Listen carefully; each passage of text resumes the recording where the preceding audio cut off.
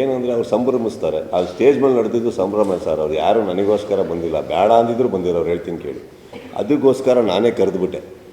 ಮತ್ತು ಕರೀಲಿಲ್ಲ ಅಂದ್ಬಿಟ್ಟು ಸ್ಟೇಜ್ ಮೇಲೆ ಅವರೇ ಓಡೋಗಿ ಏನೋ ಮಾಡಿ ಗಬ್ಬೆಬ್ಸೋ ಬದಲು, ನನಗೆ ಗೊತ್ತಿದೆ ಅದು ಆಗತ್ತೆ. ಅದು ನನಗೆ ಈಗ ಈ ಪ್ರೀತಿ ಏನಿದೆ ಸರ್, ಇದು ನನ್ನ ಸಂಪಾದನೆ. ಅದು ವರ್ಷ ಪೂರ್ತ ವರ್ಷ ಇದೆ ಸರ್. ಅವರು ಅಲ್ಲೇ ಕೂತಿದ್ದಾರೆ ನೋಡಿ. ನಾನು ಇಲ್ಲಿ ಬಿಗ್ ಬಾಸ್ ಹತ್ರ ಇದ್ದೀನಿ ಅಂತ ಗೊತ್ತಾಗ ನೋಡಿ ಎಷ್ಟು ಜನ ಬಂದಿರಲ್ಲಿ. ಅಲ್ಲಿ ನೋಡಿ AP ಇಂದ ಹಿಡಿದು ಎಲ್ಲರೂ ಇವರು ಇರ್ತಾರೆ. ಇವಾಗ I guess you cannot bribe that, no. It is there love for me and I love them equally. That goes through the year. 2003ನಲ್ಲಿ ಯಾವ ಇವೆಂಟ್ ನಡೆದಿತ್ತು ಹುಬ್ಬಳ್ಳಿಗೆ? 22 ವರ್ಷ ಯಾಕೆ ತಗೊಂಡು ಟೈಮು ಹುಬ್ಬಳ್ಳಿಲೇ ಮಾಡೋದಕ್ಕೆ? ಆಪರ್ಚುನಿಟಿ ಸಿಗಲಿಲ್ಲ. So the point is, let me tell you, I didn't find myself that progressed. ಮಧ್ಯದಲ್ಲಿ ಎಲ್ಲೋ ಒಂದು ಕಡೆ ಮಾಡಬೇಕು ಅಂತ ಅನ್ನಿಸ್ತಾ ಇರಲಿಲ್ಲ. ಇಲ್ಲ ನಾವು ಮಾಡ್ತಾರೋ ಸಿನಿಮಾಗಳಲ್ಲಿ ಅಷ್ಟು ಬಡ್ಜೆಟ್ ಇರ್ತಾ ಇರಲಿಲ್ಲ, ಅವಕಾಶಗಳು ಬರ್ತಾ ಇರಲಿಲ್ಲ. ಆ್ಯಂಡ್ ಕೆಲವು ಮಧ್ಯದಲ್ಲಿ ಏನಾಯಿತು, ದುಡ್ಡಿನ ವಿಚಾರ ಅಂತ ಬಂದಾಗ ಸಂಭ್ರಮಗಳು ನಿಂತೋಗಿತ್ತು. ಯಾರೂ ಅಷ್ಟು ಇವೆಂಟ್ಸ್ ಮಾಡ್ತಾ ಇರಲಿಲ್ಲ.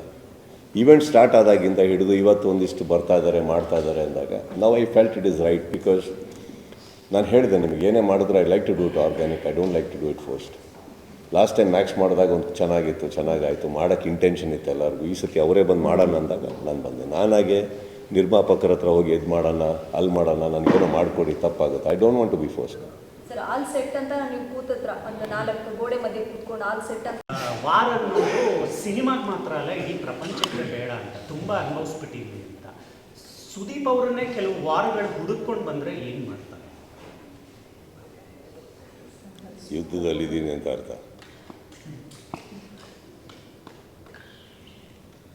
ರಿಟೈರ್ ಆಗಿದ್ದೀನಿ ಅಂತ ಅಲ್ವಲ್ಲ. ರಾಜ್ಯ ಇನ್ನೂ ಇದೆ, ರಾಜ್ಯ ಆಳ್ತಾ ಇದೀವಿ ಅಂತ ಆಯ್ತಲ್ಲಪ್ಪ. ಯುದ್ಧಕ್ಕೆ ಬರ್ತಾವ್ರಂದರೆ ಯಾರೋ ರಿಟೈರ್ ಆಗಿ ರಾಜ್ಯನೇ ಇಲ್ಲದೆ ಕೂತಿರೋ ಮೇಲೆ ಯುದ್ಧ ಘೋಷಿಸಿ ಏನು ಮಾಡ್ತೀರಾ? ಊಟಕ್ಕೆ ಬನ್ನಿ ಸಾಕು, ಊಟ ಮಾಡ್ಕೊಂಡು. ಬಟ್ ಇನ್ನೊಂದು ಮಾತು ಹೇಳ್ತೀನಿ ಮೇಡಮ್, ಯುದ್ಧ ಅಂತ ನಾನೇನು ಹೇಳಿದ್ದು ಅದು ನಾನು ಕ್ಲೀನಾಗಿ ಸ್ಪಷ್ಟತೆ ತೊಗೊಳ್ಳಿ. 25ಕ್ಕೆ ರಿಲೀಸ್ ಆದರೆ ಒಂದು ಯುದ್ಧನೂ ಸ್ಟಾರ್ಟ್ ಆಗುತ್ತೆ ಅಂದರೆ ಅವತ್ತು ಪರ್ಟಿಕ್ಯುಲರ್ಲಿ ಸ್ಪೆಸಿಫಿಕೇಷನ್ 25th ನಾನು ಹೇಳಿದ್ದು ಕರೆಕ್ಟ್. ಅವತ್ತೇ ಸ್ಟಾರ್ಟ್ ಆಗೋದು ನಿಮ್ಮ ಪೈರಸಿ, ಅವತ್ತೇ ಸ್ಟಾರ್ಟ್ ಆಗೋದು, ಹಿಂದಿನ ದಿನ ಅಲ್ಲ.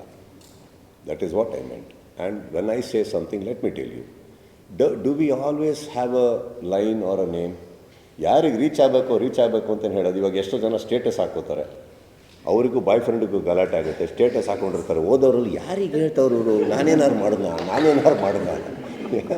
ಇದು ಎಲ್ಲದೂ ಬರುತ್ತಮ್ಮ, ಅಲ್ಲಿಂದ ಸ್ಟಾರ್ಟ್ ಆಗುತ್ತೆ ಇದು. ಸೊ ಇದು ಏನಾಗುತ್ತೆ, ನಾನು ಯಾರಿಗೆ ಹೇಳ್ಬೇಕು ಹೇಳಿದೆ, ಧೈರ್ಯವಾಗಿ ವೇದಿಕೆ ಮೇಲೆ ಹೇಳಿದೆ ಸರ್, ಧೈರ್ಯವಾಗಿ ವೇದಿಕೆ ಮೇಲೆ ಹೇಳಿದೆ, ಓಡೋಗಲಿಲ್ಲ. ಯಾವ ಆರ್ಟಿಸ್ಟಿಗೂ ಸಂಬಂಧಪಟ್ಟಂಗೆ ನಾನು ಹೇಳಿಲ್ಲ. ಕಾರಣ ಏನಂದರೆ ಪ್ರತಿ ಕಲಾವಿದರೂ ನನ್ನನ್ನು ಪ್ರೀತಿಸ್ತಾರೆ, ನಾನು ಅವ್ರು ಅಷ್ಟೇ ಪ್ರೀತಿಸ್ತೀನಿ. ಒಬ್ರಿಗೊಬ್ರು ಪರಸ್ಪರವಾಗಿ ಮಾತಾಡ್ಕೋತೀವಿ, ಎಲ್ರಿಗೂ ಗೊತ್ತು. ಹಂಗೆ ಹೇಳೋಗಿದ್ರೆ ನಾನು ನಾರ್ಮಲಿ ಫೋನಲ್ಲೇ ಹೇಳೋನು ಯಾರಿದ್ರೆ, ಹಾಗೆಲ್ಲ ಮಾತಾಡೋಲ್ಲ ನಾನು. ನೀವು ಅಷ್ಟಂತೂ ನಾನು ಇಂಟರ್ವ್ಯೂ ನೋಡಿದ್ಮೇಲೆ ಸಮಥಿಂಗ್ ಒಂದು benefit of doubt and respect you people should have. ನೀವು ಹೇಳಿದ್ರಿ 45 ಅದು ಹೆಂಗೆ ಹೇಳಿದ್ರಿ? ಎಷ್ಟು ಇಂಟರ್ವ್ಯೂ ನೋಡಿಲ್ವ ನಾನು ಮಾತಾಡಿರೋದು? ಮತ್ತು ಹಾಗಿರ್ಬೇಕಾದ್ರೆ ಅದು ಸುಮ್ಮನೆ ಎಲ್ಲೆಲ್ಲೋ ಕನೆಕ್ಟ್ ಮಾಡೋದು, ಕನೆಕ್ಟಿಂಗ್ ಡಾಟ್ಸ್. ಯಾರಿಗೆ ಹೇಳಬೇಕು ಹೇಳಿದ್ದೀನಿ ಸರ್, ಹೇಳ್ಬಿಟ್ಟಿದ್ದೀನಿ ಅಷ್ಟೇ. ಯಾವ ವಿಚಾರದಲ್ಲಿ? ಪೈರಸಿ ನೋಡ್ದಲ್ಲಿ ಯಾರ್ಯಾರು ಮಾಡ್ತಾ ಇದ್ದಾರೆ ಕಣ್ಣಿಗೆ ಕಂಡಲ್ಲಿ ಖಂಡಿತವಾಗ್ಲೂ ಸರ್ ನಾನು ಅವ್ರಿಗೆ ಹೇಳೋದು, ಅವ್ರಿಗೆ ಅದೇ ಹಿಂಟ್ ಕೊಟ್ಟಿರೋದು, ಖಂಡಿತ ಓದಿ ಹೇಳ್ಕೊಂಡ್ಬಿಟ್ಟು ಸ್ಟೇಷನ್ಗೆ ಹೋಗಿ ಅಂತ. You have to bring it to the legal notice. ನಾನು ಏನೇ ಮಾಡಿದ್ರು ಲೀಗಲಾಗೇ ಮಾಡ್ತೀನಿ ಸರ್, 100%. ನಾನು ಅದ್ರ ಮೇಲೆ ಏನು ಇದು ಮಾಡ್ತಾಯಿಲ್ಲ. They have see I need my fan support ಆಲ್ಸೋನು. ಲಿಂಕ್ಸ್ ನಡೀತಾ ಇರುತ್ತೆ, ಎಲ್ಲದೂ ನನ್ನ ತನಕ ಬರೋಲ್ಲ. ನಾನು ಇಟ್ಟಿರೋ ಟೀಮಿಂದ ದಾಟಿ ಹೋಗಿರ್ಬೋದು. ಪ್ರತಿಯೊಬ್ಬರು ಒಂದೊಂದು ಲಿಂಕ್ ಬಂದಾಗಲೂ ಲಾಸ್ಟ್ ಟೈಮ್ ಇವರಿಗೆಲ್ಲ ಫಾರ್ವರ್ಡ್ ಮಾಡ್ತಾಯಿದ್ರು, ಎಲ್ಲದೂ ಮಾಡ್ತಾಯಿದ್ರು.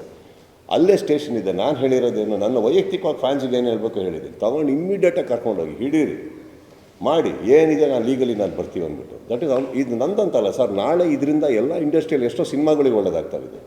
ಭಯ ಇಲ್ಲದೆ ಇದ್ದರೆ ಇವೆಲ್ಲ ನಡೀತಾ ಇರುತ್ತೆ ಸರ್. ಭಯ ಇರಬೇಕು.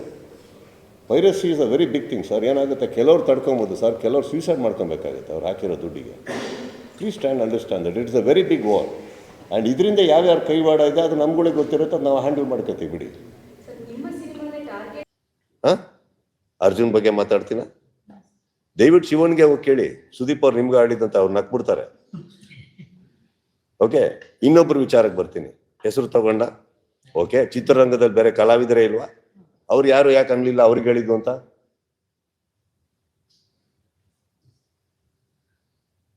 ರಿಚರ್ಡ್ ಸರ್ ಹೇಳಿ.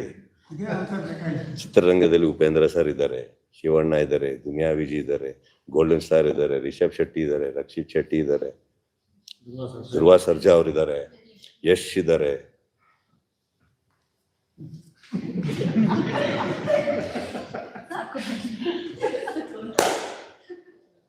ಒಂದು ಗಂಟೆ ಮಾತ್ರ ಟಂಗ್ ಅಂತದೆ. ಇದು ಆ ದೇವಸ್ಥಾನಕ್ಕೆ ಹೋಗಿ ನೀವು ಕೇಳ್ಬೇಕು ಯಾಕೆ 5 ಸತಿ ಪೂಜೆ ಮಾಡಿದ್ರಿ ಅಂತ ನನಗೆ ಗೊತ್ತಿಲ್ಲ. Let me tell you sir, I will come to 45. Be little mature. ನಿಮ್ಮ ಹತ್ರನೇ ಆನ್ಸರ್ ಇದೆ ಸರ್. ನೀವು ಕೇಳೋದಿಲ್ಲ ಪ್ರಶ್ನೆಗೆ ನಾನೇ ಉತ್ತರ ಕೊಡ್ತೀನಿ. ಇವಾಗ ಓಕೆ, ಅಲ್ಲ ಅಷ್ಟು ಅವತ್ತು ಕಮಲ್ ಹಾಸನ್ ಅವ್ರ ವಿಚಾರದಲ್ಲಿ ನಡೆದಾಗ ನನಗೆ ಅವಶ್ಯಕತೆ ಆಯ್ತಾ ಮಾತಾಡೋದು?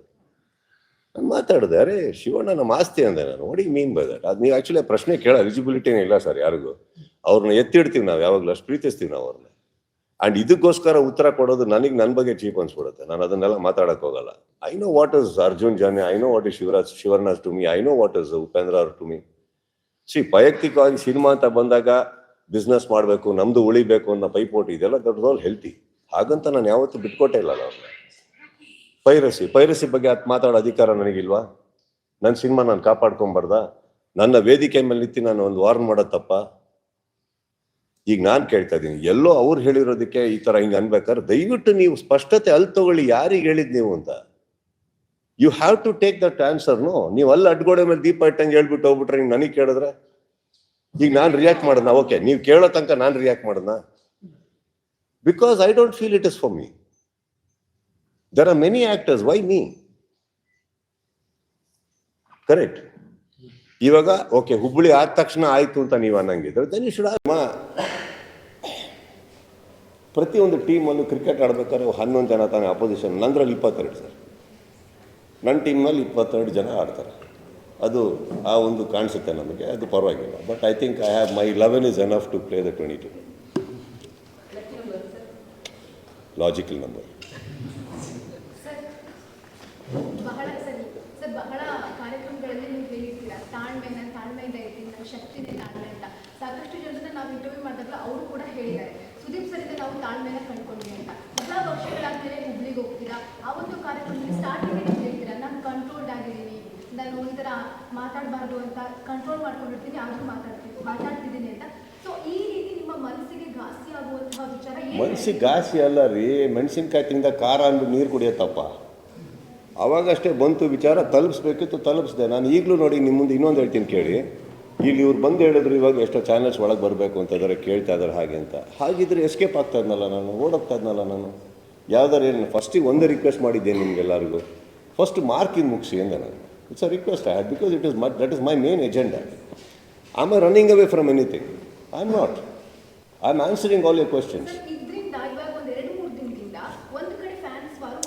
See, let me tell you, one second. Are we going to put an end to this, or are you going to go on because it helps you? ನಾನಿಲ್ಲಿ ಸೇರಿರೋದು ಏನೋ ಹೇಳೋಕ್ಕೆ, ನಿಮ್ದೆಲ್ಲ ಪ್ರಶ್ನೆಗೆ ಉತ್ತರ ಕೊಟ್ಟಾದ್ಮೇಲೂ if you are oscillating around that, there is nothing new ನನ್ನಿಂದ ಹೊರಗೆ ಬರಲ್ಲ. ನಂದು ಎಂಡ್ ಆಯ್ತು ಅಲ್ಲಿ. ಕರೆಕ್ಟ್. ಸಿನಿಮಾ ಹೇಗೆ ಎಂಡ್ ಆಗುತ್ತೋ ಈ ಟಾಪಿಕ್ ನನಗೆ ಅಲ್ಲಿ ಎಂಡ್ ಆಗುತ್ತೆ. ಇದ್ರ ಮೇಲೆ ನನ್ನ ಹತ್ರ ಕೆದಕಿದ್ರೂ ಆನ್ಸರ್ ಇಲ್ಲ. ರಿಲೀಸ್ ಆಗೋ ತನಕ ಕಾಯಿರಿ, ಉತ್ತರ ಕೊಡ್ತೀನಿ.